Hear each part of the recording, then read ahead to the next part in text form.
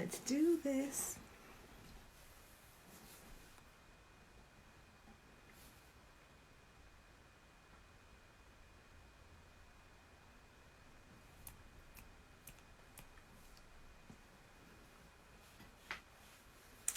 Hi, let me just say hello to our first joiners. Quasi, Sarah Wilness, Sepakra, Ivy, Event Time Services. Fantastic. I like the way you all log in right on time.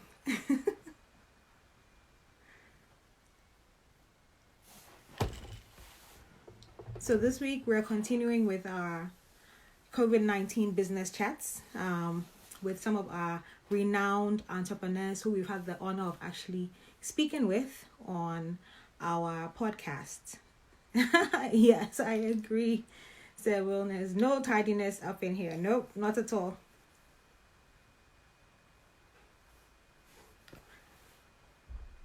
So today we have the founder of She by Bena.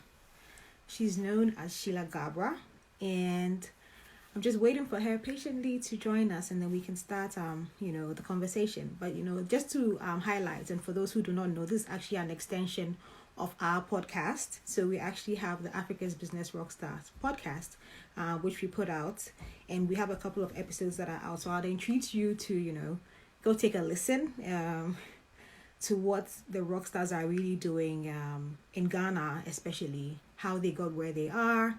It hasn't been an easy journey for most of the people we've spoken with at all, but they've still spurred on, and we see the success in their works. So my name is Nefa, and I'll be your host for this extension of our podcast on Instagram Live.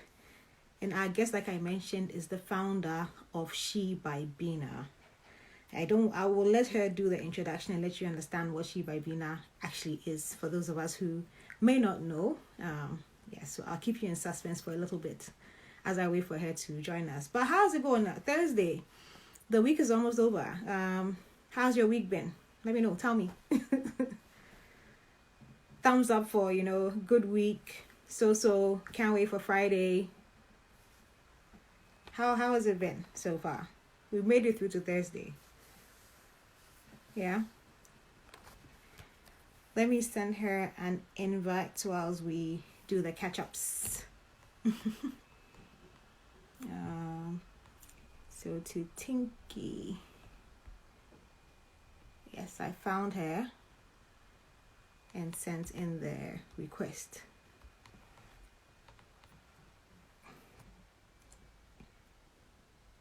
I hope you can hear me clearly. I didn't do my usual sound check. You are officially my sound engineers. So can you hear me? Yeah, I know, right? Haven't been able to see the sun today.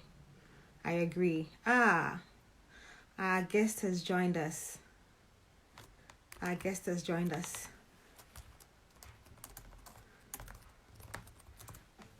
So let me get her invite on, and then let's get this show on the road. I hope you're as excited as I am to be speaking with Sheila.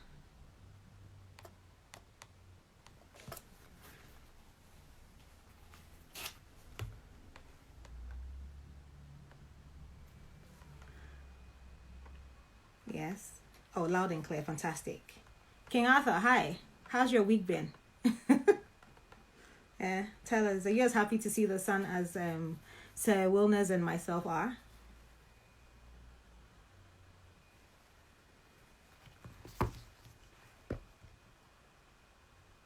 Sheila, if you can hear me, if you can send me a request as well, and then I can accept. Because I've sent. We'll try this again. Just wait. And once she accepts it, then we can get into the business of things. But whilst we do that,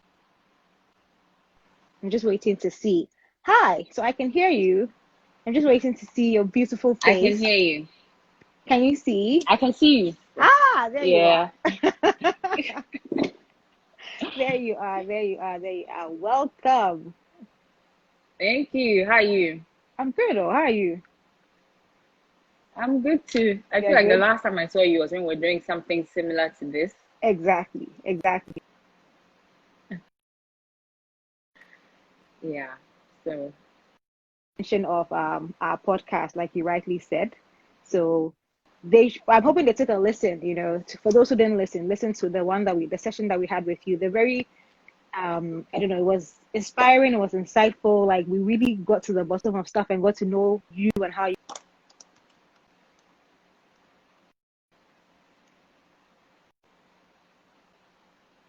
single person. So go and take a listen to Sheila's story. But today is a little bit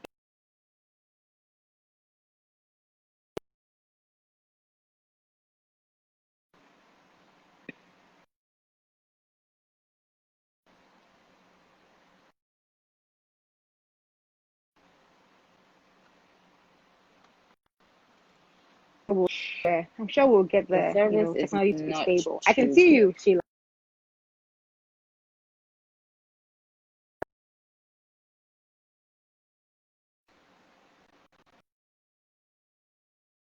It happens times every once in a while. It does happen. Um, Okay. let's see what we can do about this. Yeah. So maybe what we can do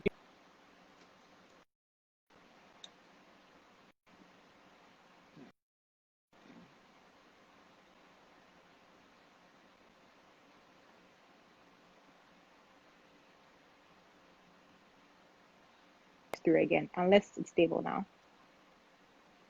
Or we can get opinions of those who are watching. How does it look on your side for those who are watching us? Is it clear? Can you hear us? Can you see us Well, Miss both? Lee said the video keeps freezing. Yes. It's like yours or mine or both. Yeah, that's why I'm asking. Seems like there are quite a number of network issues. I'm hoping it's because of our conversation we're about, you know. So I'm hoping that's why. Okay. So we can actually try and restart it again so it gets a little bit stable because I can see you, but it's kind of fuzzy. And I'd want us to have as clear, connection as possible. So I will take you off and then put you back on. Yes? But I think now it's stable from what I can see from even my end and then the comments that people are writing. It seems like it's stable now. So maybe you should wait a little Okay. bit. I should hold on a little bit. Yeah. Okay. I think it's stable. You can see me, you can hear me, right? Yes, I can see you and then I can hear you. Not as Okay. clearly as I would like, but yes. I can. Okay, so yes, I see this and it's getting better. It's fine now. Fantastic. They can hear Yes. and they can see us. You're right. Okay. We fixed our technical hitches. Thank you, our technical engineers. Thank you for letting us know what's going on. All right, so let's get the show on the road. Yes, Sheila. So, like you said, the last time we caught up, we had explored where She by Bena had been now, where you had reached. I mean, you were doing amazing stuff. Open the She Doll Emporium, for instance. Mm-hmm. So you told us about the sweat and toil it took to getting the physical location up. But you Yeah. eventually did it, and that was like one of the main achievements.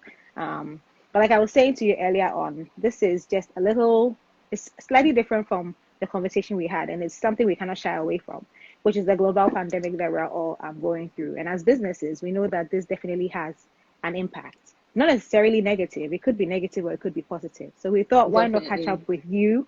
Yes, to understand what you've been doing during this time, really, and how you're holding up.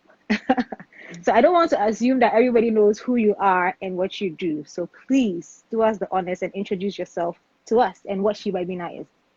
Okay. So hi everyone. I'm Sheila Gabra. Yeah. Some of you on here, or lots of you on here, know me as Tinky, and I am the creative director of She by Bena. Yeah. So yes, I founded She by Bena, basically. Yes, simply put. Yeah. But what is She So, by Bina? What is so She by She by Bina? Bena is a fashion brand for those of you who may not know. It's a fashion brand, and we've been in existence for the past 8 years. Fantastic. I I don't think celebrated they knew my that. 8th anniversary in March. In March, we were 8. And so that's exciting because it tells me that Yeah. in 2 years, we're going to be like a whole decade. And that's amazing. Yes. And yeah, because this thing started, sometimes it's so surreal because it seems like it just started yesterday. But look how far we've come. And yes, I'm forever grateful for that. So yeah, we are a fashion brand. Currently, we are clothing women. A lot of men ask, oh, when are you going to do stuff for men? Exactly. Not yet. But when we get there, we'll let you know. Because we have some men who are actually on the live chat right now, Oh, don't worry, soon. Awesome. Thank you for that introduction. So yes, let's dive straight into it. I mean, on the 19th of March is when you had out your official communication to say that, you know what, after assessing what's currently going on in the entire world, you're going to have to take a bit of a break regarding She by Bena. Yes. Right. Yeah. So how did that decision impact, firstly, you as an individual and then the business? So, well, basically, we decided to halt operations because evidently what was going on. It was a confusing time. A lot of people in the world didn't know what was to come. Exactly. We were not sure about what was even happening. And my main, well, I decided to halt productions because I felt like it wasn't prudent at that time to keep things going. First of all, we are not like essential. The fashion industry is not made of essential workers. Yeah. At that time, everybody was scrambling for provisions, for food, milk, rice, stocking up, trying to just get stuff to help with survival. Nobody was thinking of what we're going to wear or how we're going to look. I mean, people were living in their joggers and in shorts and in t-shirts. So in that moment, you realize that the fashion industry was not like essential. It's the last thing anybody was thinking about. So basically, that's kind of like, at that moment, you just have to make sure that we start putting things into place, in preparation for whatever was going to come. So, initially I was a bit confused how to go about it because we had clients who were still trying to pick up their stuff. Right. And so I think that was maybe our main focus at the point. But I knew definitely that at a point we would have to close up shop.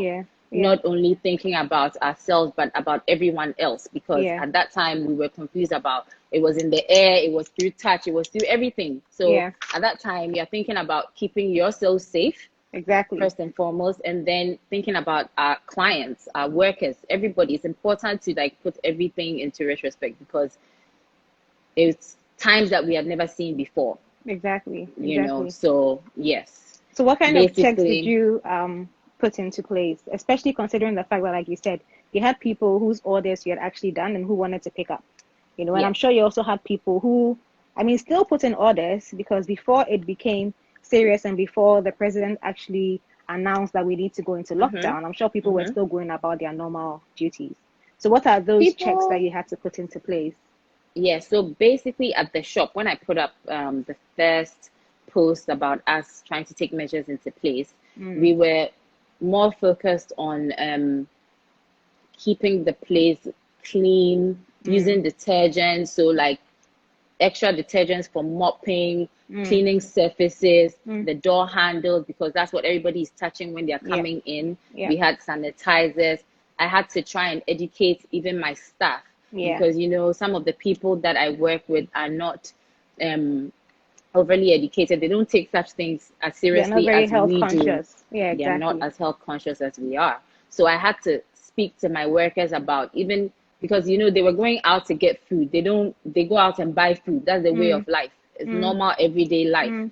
So even to like synthesize, to let them just know that we are in different times now. And now it's not like it's like when you light a match and then you have that ripple effect where it lights all others. Everything else, Yes, so it's your actions directly affect the one next to you. So it's not each for himself anymore, because something that I might do might affect my brother or my sister or anybody next to me. So we have Right. to think of it in the bigger picture. So I Right. try to speak to them all the time because they weren't really taking this as seriously.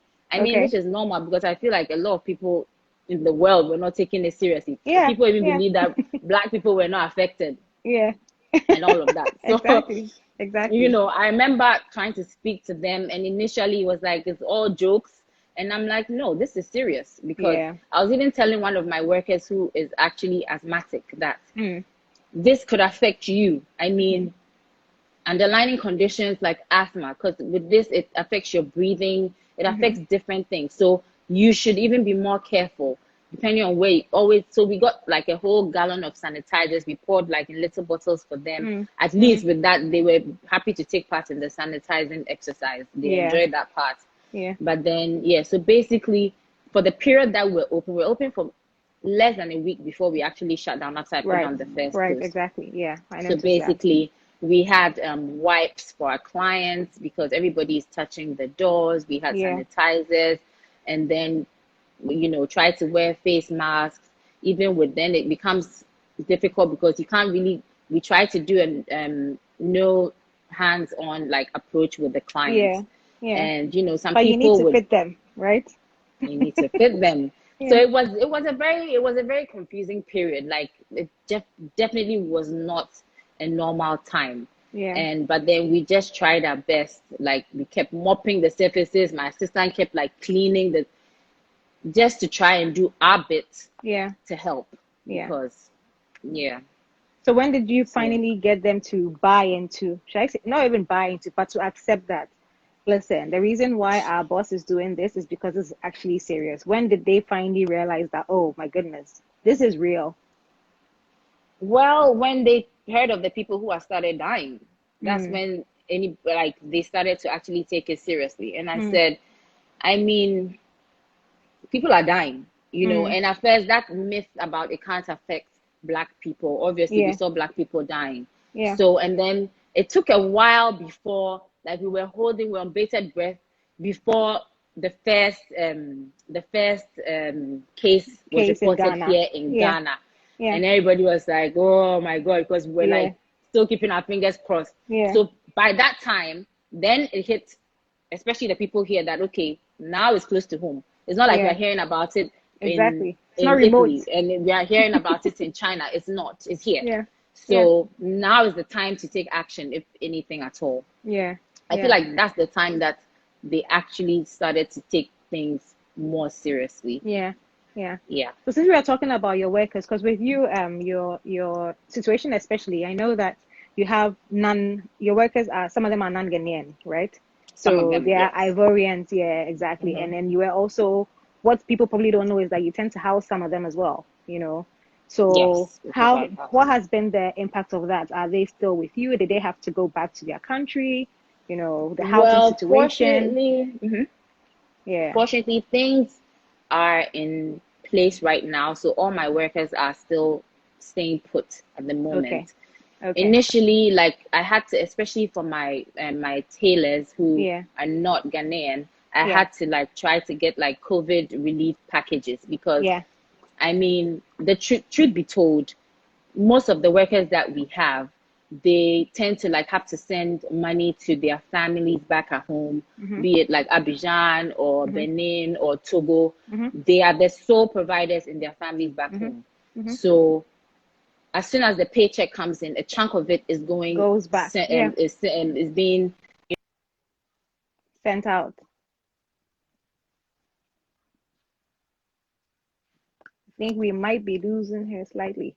Slightly. Okay, yeah. Yeah, back. Slightly. We might be losing you slightly. I don't know if it's just me, but Sheila, can you hear me?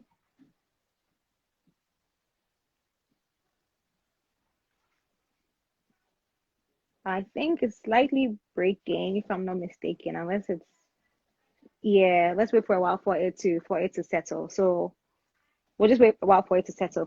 For those who just joined us, yes, I am talking to Sheila Gabra. She is the founder of She by Bena, and we're having a conversation about COVID-19 and then and businesses. Yeah. So thank you for joining us. It promises to be a very interesting conversation. Sheila, I think you're back now. You can hear me, right? Because I can see you. Yes, yes, Okay, I can hear fantastic. you. So we're talking about your workers being non-Ghanaian and what the impact of your decision to even close or even the impact of this pandemic has had on them. And that's what you were telling us about. Yes. So basically, like I was saying about the fashion industry, because we're Mm-hmm. non-essential, we were just immediately relegated into survival mode. So at that time, my main issue is not even from, oh, how much money are we making, because it's a health factor, and that's what we are thinking about first. But you also have to think about your workers in terms of the fact that they have families that they are taking care of.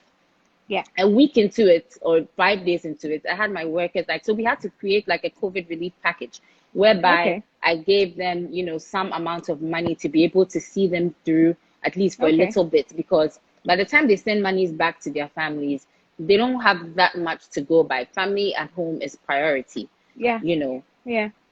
people, they have families, they have children that are going to school. I'm sure it is the same in other countries, and hopefully in their countries, school had been stopped by that time.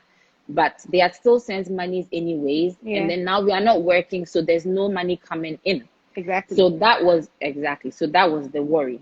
Yeah. So we had like relief package. We gave some amount of money. But then in these periods, you're still thinking, yes, so that works for now. But what about How sustainable is it actually? exactly Yeah. how sustainable So are is you it? still currently Because running the relief package for them? yes, because we're currently still not, we've not opened up You're not shop. operational. Okay. All We're right. not operational because at this point, I don't think it's prudent to open immediately. It's not we're providing a life and death kind of service right now. I have to be able to put things in place, measures that would make, when we actually do come back to work, would make it sustainable, make sure that it's safe for us, for our clients, because it's very, very important. You don't want to put anyone in danger, and it's real. Yeah. So these are, and it's confusing for me sometimes because you can do so much, but sometimes you feel like, is what you're doing even enough? Yeah. Yeah. Yeah. So before I actually open up fully, I feel like I have to be very sure of exactly what I'm doing and make sure that the measures that we put into place are sustainable and have an actual impact on what is going around, and we can do our parts to help. So what are some of As I those say, measures? I have to ask. I it definitely still have to ask. basically comes to the whole fact of touching everything and being in everyone's space. Yeah. So today, for instance, I went to Max Mart, and when I went to Max Mart, I had my mask. I haven't been out during this whole period. I mean, only to Max Mart to buy like essential things that I need. And there were two people behind me. I had my mask. There were people coming in without a mask, and they were stopped and they were told, you can't enter without your mask. Right. It's plain and simple. They were upset, but these are not normal times. So we don't expect normal. They say we should wear a mask. You wear a mask, and besides, why don't you even want to wear the mask? The thing is in the air. It's in the air from someone talking close to you, from someone can cough behind you. Why wouldn't you want to wear your mask? You're protecting yourself, and then you're protecting other people. So before I can open up shop, I have to try to make sure that we even have masks available for those who come and say they don't have masks, because some people will not understand that because you're not wearing a mask at that place. You can say, oh, I left it at home. Are you trying to say because of that I can't come for my dress? Some people will not get it. Yeah. So we have to have masks in place. We have So are to you have going to make those gloves in masks, for place. instance, because you're a clothing company, and We actually that are was a one of the clothing suggestions company. from one of the viewers, those who's watching. He said, you know what, how about you then move into the mask making space? Yes, but I realized that everyone is making the masks already, because Okay. it's as soon as it started, that took off, and then everyone is making the mask. And then now there was even a question of if even those cloth masks that are being made are actually like safe to use, because it said that if there's no filter in it, you're wearing the mask, but you're not protecting yourself from anything, Exactly. And so I'm not saying that we would never make the mask, but that is not priority right now, because you have loads of them being made already. Right. I am more concerned about how to make sure that when my clients walk into the emporium, they feel safe to be there in the first place. So it means that the workers are supposed to be wearing gloves, they're supposed to be wearing masks, everybody's supposed to be to sanitize. We either have like, because even I was even thinking that okay, when the person initially we had like people coming in and then we give it the hand sanitizers, but it starts right from the door. So it means that you really have to have like some water outside before the person even makes contact with the doorknob, before the person even steps into your space. And then like still clean surfaces thoroughly. Yeah. And more often than we used to. Yeah. So basically those are what we have right now. We're still working on more ways to try to make this more sustainable and to make our environment safer for other people to come in. Yeah.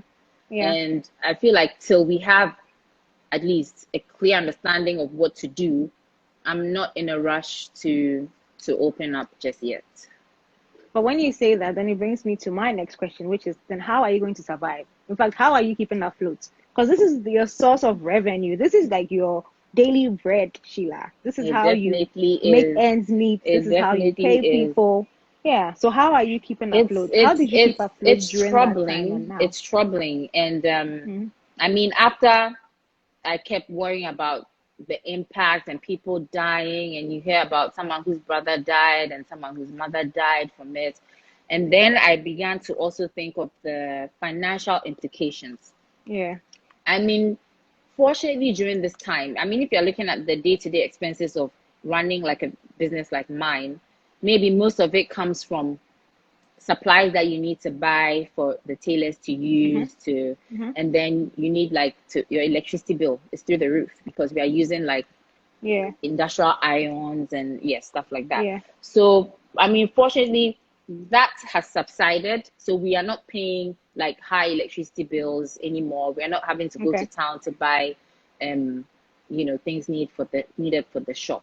So in terms of that, your operating cost is low. Is lower. Yeah. Is but lower. then didn't you have contracts with like fabric suppliers, for instance? Some of your clothing you put beads, so those who supply you with the beads, you know, basically different aspects of vendors who all come together for us to see the finished piece. So I'm sure that has had a bit of an impact as well. Yes. Well, fortunately for me, I mostly deal with fabrics that I source myself.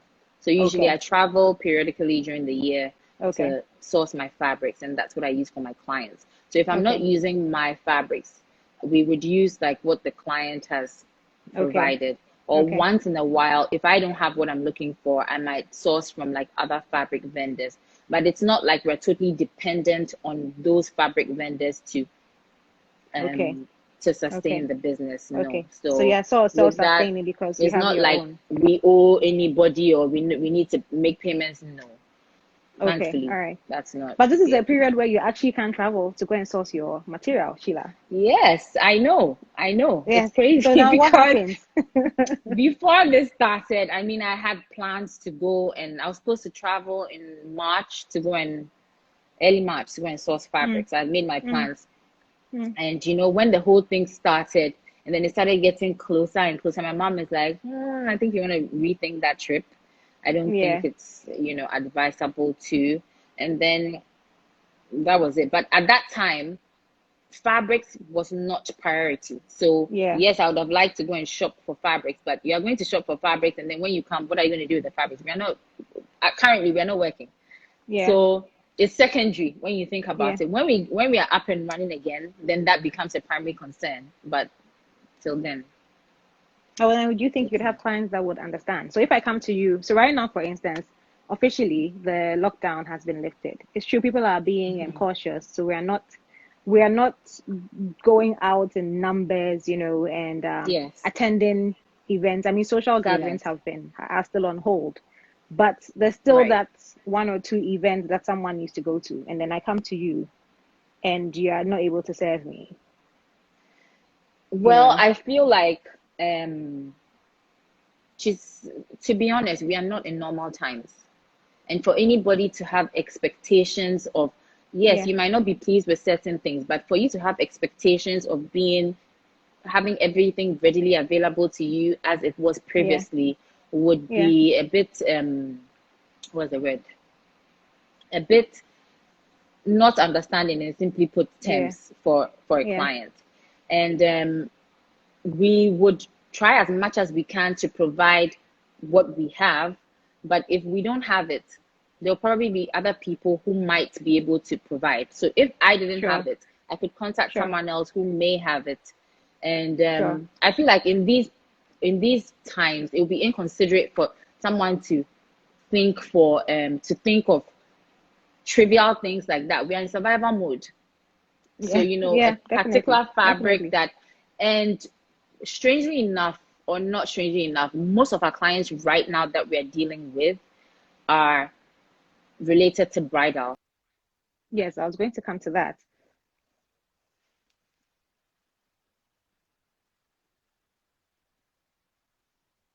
Hang on a second. I cannot seem to hear. Just give me 1 minute. Can you hear me? You can hear me. Give me a second. Let's check this. Make sure that we are fine. Sorry.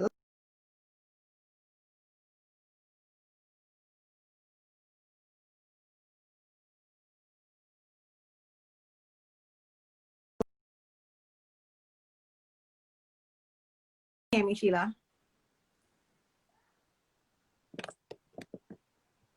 Can you hear me? I can't hear. Yeah. I can't hear you now. I can only read what someone is saying. You look beautiful with the braids. So who can't hear? You can't hear both of us. Maybe we can try and Sheila, can you try and take out? We can hear me, right? Then is that probably the AirPods because they can hear me, but they can't hear you. They can hear me, but they can't hear you. Yeah. So maybe take out the AirPods and then turn off the Bluetooth and let's see if this works. So experiencing a few technical glitches, but this is not going to affect us in any way. The show must go on and the show will go on. Yes. Don't worry, she'll be back. I'm sure it's just a little glitch which we will sort out. Sheila, so just try and turn off the Bluetooth. Yes, I can hear you Fantastic. now. I can hear Yes. you now. Yeah. I can hear I you can as hear you well. now. Except now you're dark.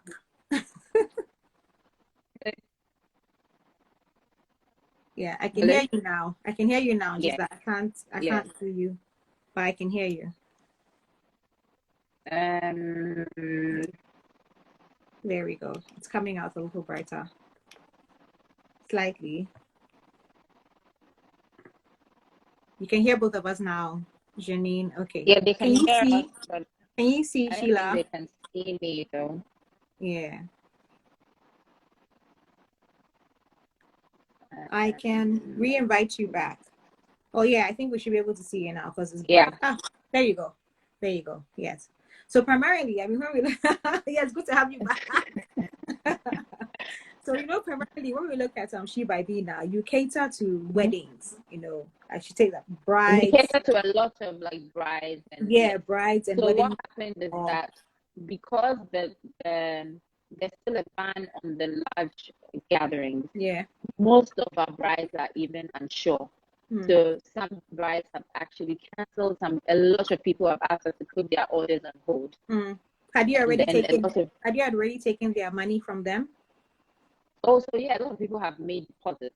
Did you But have to then we refund? have the bulk of I think maybe just a couple canceled, but those ones we hadn't reached the stage whereby we are taking deposits yet. Okay, all right. So with most of the people that deposits have been made, Yeah. we they basically have no idea when it's going to be. So it's on hold. So it's not canceled, but it's on hold. So till they have like new days or when we know when these bans are going to be lifted or when times are safer to actually be holding large gatherings, the orders are on hold. So have you had to refund anybody? Not yet. I Okay. think one person who cancelled, but then apart from her, everyone else just put on hold. And some people have moved their events to like November, December, ending of the year. Right. Yeah. Right. how are you planning for the coming weeks? Let's talk creative ideas, because when we look at your designs, they are fabulous. Thank you. You know, and then you expanded into making the like the sweaters, you know, the she doll sweaters, all that. You And the were basically t-shirts. the Yes. t-shirts, yeah, you were expanding. So let's Yeah. talk creativity and this period of, you know, rest and relaxation. How are you using it to get creative? So to be honest, this period I just decided to take it easy. Yeah. I mean, it was such a different time. I wasn't on holiday, but I was. Yeah. It's just that you're in your house. You're on holiday in your house. And then so I was sleeping in, I was just resting. I was Netflixing and chilling, Yeah. eating, like doing all the things that you wouldn't ordinarily do, just taking a break. Yeah. Because I just took a break and I didn't want to think too much about work. Because at that time, thinking about work actually gave me a headache. I'm just going to be honest with you. I'm not going to pretend like everything was rosy. Yeah. It gave me a headache because I couldn't. It's like you're thinking, but you can't put your thoughts together. Like you don't know Yeah. what the next step is going to be. You don't Yeah. know because everything is different now. So I didn't even want to give myself the headache of planning, okay, for next month because we don't even know if next month is going to be open. Gotcha. So what I decided to do was I think I gave myself a break and I was like, okay, at a point I was gonna come back and get my sketch pad and then start like sketching design. But Mm-hmm. it's not something that with designing you have to be inspired. You can't force it. Mm-hmm. Designers and people in the creative industry sometimes even face creative blocks whereby you are there but you're not even in the right mental space to Mm-hmm. put things down. Mm-hmm. And Mm-hmm. I was just giving myself time to, you know, get back into that mood or get my mojo back. Yeah. And so when I decided okay, it's time, and then Nana Akufo-Addo lifted the lockdown. So Yeah. Yeah. So that when they was say that. he's lifted it now, so if honestly to us, you don't have any excuse to not get creative because Exactly, now it's exactly. been So lifted. yeah, yeah, yeah. Yeah. So what's the plan? What's the plan? The day he So announced. Yeah. we started working on a few things before the the the whole pandemic began. Yeah. So I feel like when we get back to it, we just pick up where we left from. I Yeah. have a few things I might edit or a few things I might change, but then yes, we have a few things like that in place for what Yeah. we had all these things planned, and then it is what it is. So, Yeah. but when we actually get back into it, we will just pick up from where we left off and then Yeah. finish up. Yes, Yeah. work on those. Yeah. Yeah. Okay. If there are any questions that you would like Sheila to answer, please now is the time for you to feel free to, you know, put them out. I saw one earlier on when we were having a conversation, and this is probably for those who haven't listened to the podcast. But like I said, make sure you listen because it's a good listen. I saw someone say they listened to it yesterday and they loved it. But the person wanted to know how She by Bena started. So just give us, you know, that bit of a summary into it, how it Of all how how it should all I be began? Yeah. Yes. Okay. Well, um, basically, I was in my probably my fourth year in architecture. So I studied architecture. For those of you who don't know, I feel like I sound like a broken record now. And Mm. I was in school for 6 years. So by my Yeah. fourth year, I've always been creatively inclined, Yeah. and then I've always known that I wanted to do fashion. I just didn't know how far I was going to take it. But Yeah. I know that by my fourth, fifth year in school, I knew that this is what I wanted to do. Yeah. So when I finished architecture and I got out of school, I did my national service for a year, and then I started immediately. And by starting, you don't really have any clients. So you're trying to get people to buy into whatever it is that you're doing. And I Yeah. know that when I started, my very first and loyal clients were the women from Makula, which Yeah. I say all the time. So I say this to remind people to not to despise humble beginnings because Yeah. from where I started, I would have never dreamed.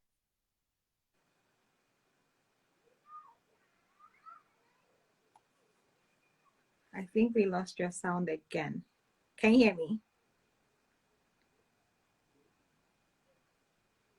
Yeah. I can hear you when you speak. I can see your lips moving, but I can't hear you when you speak. So let's try. Whatever magic it is that that you worked the first time, please try and work that magic again for us, because we'd love to hear what you're saying, especially in terms of the story. Yeah, now I can hear you. Yeah. Okay, someone asked what makes you happiest about what you do. Yeah. Okay, so Oh, but one did of you the end that? things. You were giving your shout out to your Mafala customers before you moved on. So please complete that. Okay, yeah, so Because um we lost that bit. okay, so I was saying that my clients were mostly, I had a friend who had a Yeah. shop she used to sell African print fabrics in Makola. So I used to go and buy from her shop. And I started sewing for her. So she would wear something I've made, and then the other ladies would ask, who made this outfit? Yeah. And then she had so many recommendations for me. Yeah. And then in no time, I was sewing for most of the women on her streets, like Yeah. along the line of her shop. So that's how it actually began for me. And then I feel like most of my work has been through by word of mouth, because Yeah. this even So started before I put anything on Instagram. Mm. But it was more from referrals and Mm. people seeing what someone has worn that I've made, and then that was basically it. That's how She by Yeah. Bena was birthed. Yeah. In Yeah. terms of the post that you put out, are you selective? Is that's part of your marketing strategy, which I know you delve into a little bit in the podcast, but you're solely advertising on social media. Yeah, we actually don't even have a website right now. We've been working Mm. on the website for forever, but mostly Instagram right Yeah. now. So we post some of our work on Yeah. Instagram. Yeah. Yeah. And then from there, you get people who reach out to you and say, "I would like you to do this for me." So sometimes it's not always about the referrals; it's just more about the post and how It you was referrals in the beginning. Okay. That's what I was taking you back to when I started this journey. Right. So most Right. of at that time was referral, because at that time there was no Instagram. If Instagram was existed, I don't even think I remember. And even Yeah. when I got onto Instagram, I actually wasn't even posting my work till later. Yeah. I created the She by Bena page way after. So Yeah. in the beginning, it was mostly from referrals. That's Yeah. how we got Yeah. most of our fabrics. Yeah. Yes. I'm sorry, most of I was reading something somewhere reading, like lost my train I've of thought. seen it. That's how we got I've most seen of our clients. it. Yeah. Yeah. Yes, and then when we started actively posting on Instagram, then the dynamics kind of changed. So now we have most of our inquiries are from Instagram. So Okay. I would say now it's like more of like 80% of our clientele is actually from Instagram, Okay. and then you still have some that are referrals. I'm sure a lot of people would actually still see other people wearing those that are not on Instagram. Yeah. But those clientele is usually like the older women who Yeah. are not on Instagram. Yeah. Yes. Priscilla Yeah. wants to know how you sourced your workforce. I think it's because we mentioned that you tend to Someone have. asked a question before, Priscilla says, what makes you happiest about what you do? Don't worry, I want us to end with that one. Okay. I want us Okay. to end on Sure. a very happy note. So let's Okay. go with how you source your workers, especially considering the fact that you have the non-Ghanaian workers working for you. Right. So most initially, I had like a francophone gentleman who used to like bring me tailors from the francophone countries. So it was easier then. It's more difficult now because, first of all, at that time, especially like in Abidjan, they had the war that they had. They had a lot of their workers were moving to other countries Yeah. to see greener pastures. They were a bit unsettled in their country. But then when things settled, a lot of them actually went back. So now I would say that it's actually more difficult to get workers, and serious ones at that, because the work that we do is not necessarily basic. You Yeah. need a certain amount of skill to be able, so you can get people who would come, but they don't produce the kind of work that you want to give out to your clients. So that's the challenge, Yeah. because now it's not only about finding the good workforce, it's about finding those who are actually good and professional at what they do and are bringing out to Yeah. require from them. Yeah. Yeah. Yeah. I hope that answers the question. Yeah, I'm sure. I hope it does for her. I hope it does. Priscilla, if it doesn't, don't worry. Ask again, and I'll ask Sheila. But I know you delve into it, a little deeper in terms of the podcast. And I mean, there's even a scenario where Sheila told us that her business was sort of like built on. Remember that you had like one worker who was sort of like your core person, and then one day up and left, and you were like, oh my goodness, and that had to let you rethink in terms of how you diversify and then spread out your work across different people. This is a good one, considering the fact that you were an architect. I'm sure that's why Sir Wellness is asking how advice from family and friends affected your decision making, either positively or negatively. I feel like it's a bit of both. Okay. But then again, it also depends totally entirely on the individual. So I feel like as an individual, you have to be sure of what you want first. Yeah. And then other people giving you advice or their 2 cents on whatever it is that they're suggesting that you would do comes as a bonus or as a plus. But if you are not sure of what you're doing, you're just going to follow the wind wherever it blows you. So whatever anybody says, you will be following that because, this person says this, it might be good, let me do that. Or this person, and it would make you very confused. And it's actually a setup for failure. So with me, I would say I was blessed to have very sound-minded people around me. Right. Probably my only challenge when I started was the fact that my dad obviously wanted me to continue in his footsteps as an architect. Yeah. That's why I went to study architecture. I mean, I believe at that point that's what I wanted to do. I wasn't forced to do it. Okay. I wanted to do it because I was artistically inclined and I enjoyed it. Right. Getting out of school, I wasn't so sure if that was what I was more passionate about fashion. Yeah. So that was what I was more inclined to. So in that aspect, it was only the part where I knew my dad wasn't thrilled about my decision to embark on this journey. And so it was a bit dumpling in how I was supposed to relate to what I wanted to do. Yeah. And then my mom also, yeah, parental support is actually very important. Yeah. And then my mom also wanted me to take my GIA exam, and she was in like, yeah, about it. And I'm like, I'm not doing it. So, yeah. So with that, when we went past that hurdle, and then they were now like on the same page as me and very, very supportive. When I'm going to town to go and buy stuff, my dad will be, I'll go say goodbye to my dad before I leave. And I have support from home. And I feel like, number one, that is the most important thing. When you have support from the people closest to you. What other people say doesn't really matter. Yeah. And there'll be people who would not agree with everything that you're doing. But at the same time, it doesn't mean that, yes, I'm open to constructive criticism, definitely. Because where I started and where I am now, there's a lot of things that I've learned along the way. There are things I didn't know when I started. It definitely hasn't been a walk in the park. And there are some things that people have advised me that to do. I have good friends, intelligent friends. Yeah.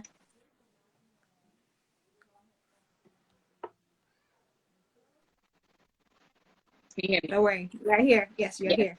I have my go-to friends who I would go to and ask, like, one of my best friends, Magneta. She's so smart, and I know that every time I'm facing something, I might be sure of what I want to do, but it just feels better when I talk to her, and then she would give her input on what she thinks about it. So it's more like juggling ideas. So you're not only like there taking advice from everyone, but you pick what you can from what they are giving you, how it applies to you. If it works for you, you apply it. At that point, you don't think that this is working for me now. It's okay to decline. You don't have to do what everybody tells you to do at whatever time they tell you to do. You have to be strong-willed, and you have to be sure of what you're doing. You need to know what you want. Yeah. Know what you want. Yeah. Yes.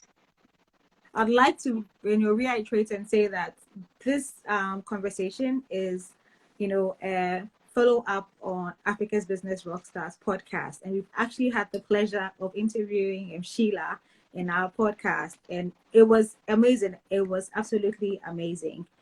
She touches on every single thing that she's been through, from the struggles. We see the glitz and the glamour on social media, but Sheila has been through it. So I'd entreat you to listen to that, and you'll be able to understand how she started and then how she got here. Sheila, just a quick one from you. So in terms of key lessons, what would you say this pandemic or this crisis has taught you in terms of how to run a business? Well, definitely I would say, I keep saying this, that in terms of everything, not even running the business, but everything to do with your day-to-day affairs, there's a clear case of man proposes and God disposes. Yep. Because if I tell you the plans that I had, in December through to January, of what we're going to do, of what shoot we are having, of what we are buying to do, we had so many plans. And now we're here and we're at home, and everything is at a standstill. None of those things even matter anymore. Like I said, I had plans that I was going to travel to get fabrics. You have all of these written down things of what you're going to do, but then God's plans are different.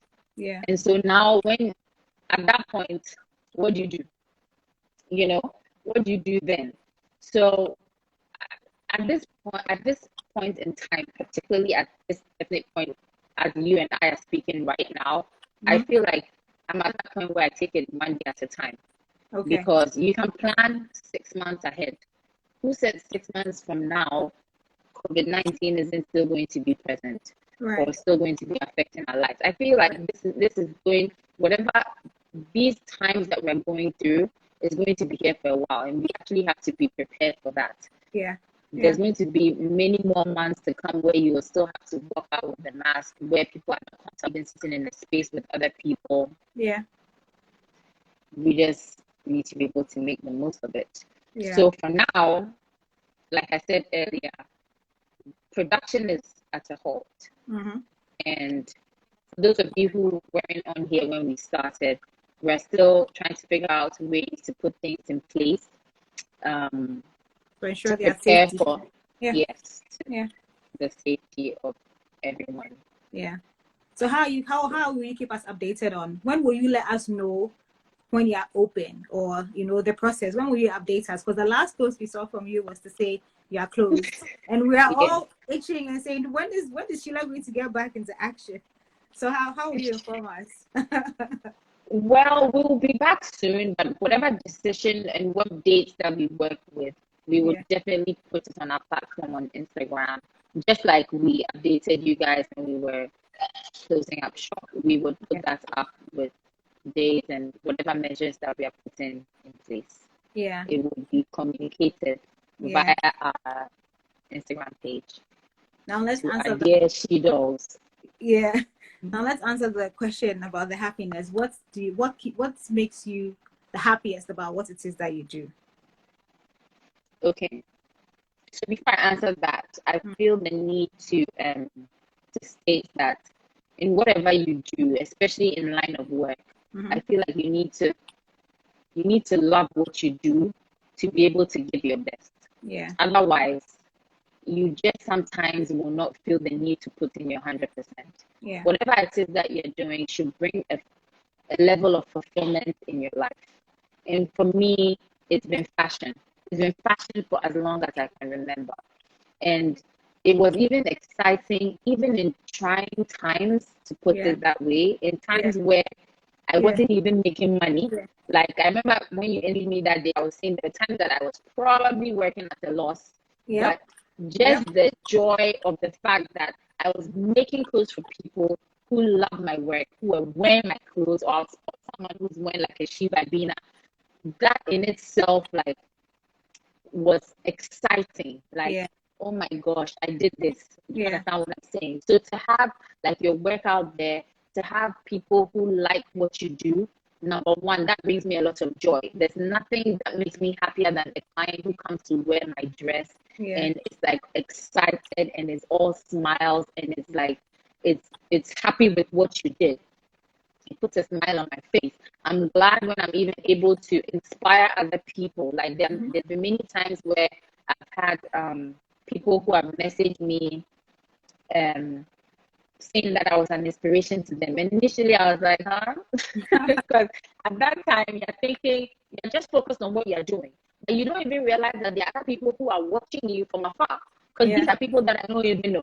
So maybe it's from a post that on Instagram, or it's from something that they've seen concerning what I'm doing. And they are actually like inspired by what I'm doing. And I'm like, wow, I'm actually inspiring people. That's something I don't take lightly at all. So it even makes you more cognizant of what is around you, even in your decision making, because you know that maybe at every given point in time, you might be a source of inspiration for someone. So even when things are bad, you try and push it. It's not every day that it's going to be a good day. There are days that have been horrible, you know, but there's always a silver lining, and then you have to remind yourself that this is why I started. This is what makes me happy. And just get back to the drawing board and do what you got to do. Get back to the drawing board and just do what you have to do. Yes. So fantastic. I hope everybody's enjoyed our conversation. Like I said, please visit our podcast. And the reason why I keep stressing on it was that the conversation with Sheila on that podcast was so good. We actually had to split it into 2 parts. I don't know if you remember, Sheila, but we actually had to put it into 2 parts because the information that you gave us was just totally amazing. Some of the things that you had to go through, we just couldn't believe it. And I would like for people to listen to it themselves and then, know that you've actually built this brand from the ground up.